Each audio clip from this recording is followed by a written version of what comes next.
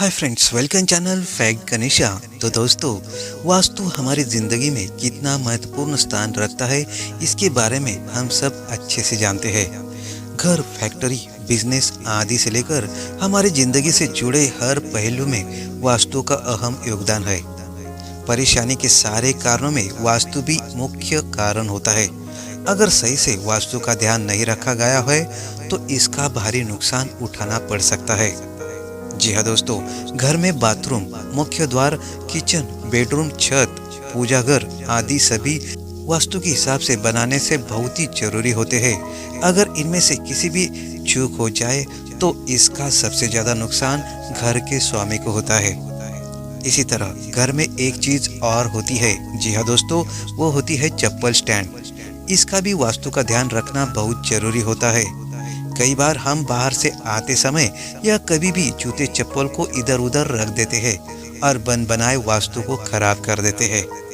तो दोस्तों, घर के बाहर से आने वाले लोग जूते के साथ घर में नेगेटिव एनर्जी लेकर ना आए, इसलिए वास्तु का विशेष ध्यान रखा जाता है। आइए जानते हैं चप्पल स्टैंड से जुड़े वास्तु टिप्स के बारे में। तो दोस्तों, ये वीडियो शुरू करने से पहले मेरे चैनल को सब्सक्राइब अवश्य करें और बेल आइकन प्रेस करके ऑल बटन पर क्लिक जरूर करें। तो चलो शुरुआत करते हैं वीडियो से। तो दोस्तों, इस बात का विशेष ध्यान रखें कि जूतों का स्टैंड मुख्य द्वार से 2 से 3 फीट की दूरी पर होना चाहिए। जूता स्टैंड के अंदर जब आप जूते रखते हैं तो ध्यान रखें कि जूते बाहर दिखने नहीं चाहिए। सही से दरवाजे को बंद करना चाहिए। मुख्य दरवाजा से लक्ष्मी और भगवान गणेश का आगमन होता है और ऐसे में अगर जूते चप्पल ढके रहेंगे तो पॉजिटिव एनर्जी घर में आसानी से प्रवेश करेगी। जूता स्टैंड रखने के लिए पश्चिम और दक्षिण पश्चिम दिशा शुभ मानी जाती है। जी हाँ दोस्तों, इसलिए इन दिशाओं के कोने में जूता स्टैंड बनाएं। ध्यान रहे, जूतों के स्टैंड को कभी भी उत्तर, दक्षिण, पूर्व या पूर्व दिशा में नहीं रखना चाहिए, क्योंकि ऐसा वास्तु के हिसाब से अशुभ माना जाता है। दोस्तों, बेडरूम में कभी भी जूतों का स्टैंड नहीं रखें, इससे पति पत्नी के बीच अनबन रहती है। जूतों का स्टैंड को कभी भी पूजा घर के कमरे में या रसोई घर की दीवार के पास सटाकर ना रखें, अन्यथा इससे भयंकर वास्तु दोष पैदा हो सकता है। क्योंकि रसोई घर और पूजा घर दोनों ही घर में सबसे शुभ माने जाते हैं। इस जगह पर गंदगी सख्त मनाही होती है। इस जगह पर जूता स्टैंड रखने से घर में नेगेटिव एनर्जी आती है और शादीशुदा जिंदगी पर असर पड़ता है। तो दोस्तों, घर के पूर्व, उत्तर, आग्नेय और ईशान कोण में कभी भी जूते का स्टैंड न बनाए। स्टैंड के लिए उत्तर पश्चिम दिशा और दक्षिण पश्चिम की दिशा सबसे सही है।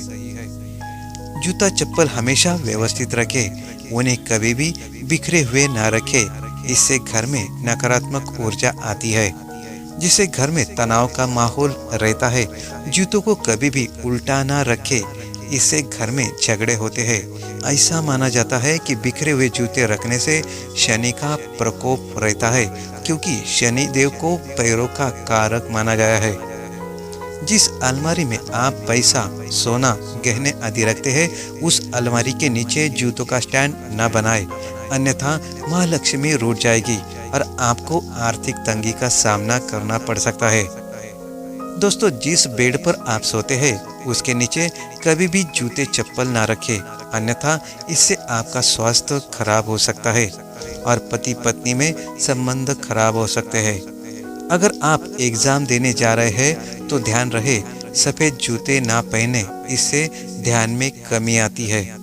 जी हाँ दोस्तों, जो लोग शनि की ग्रह दशा से पीड़ित है और जिन पर भगवान शनि का प्रकोप चल रहा है, उन्हें शनिवार के दिन किसी गरीब को जूते चप्पल खरीद कर देने चाहिए।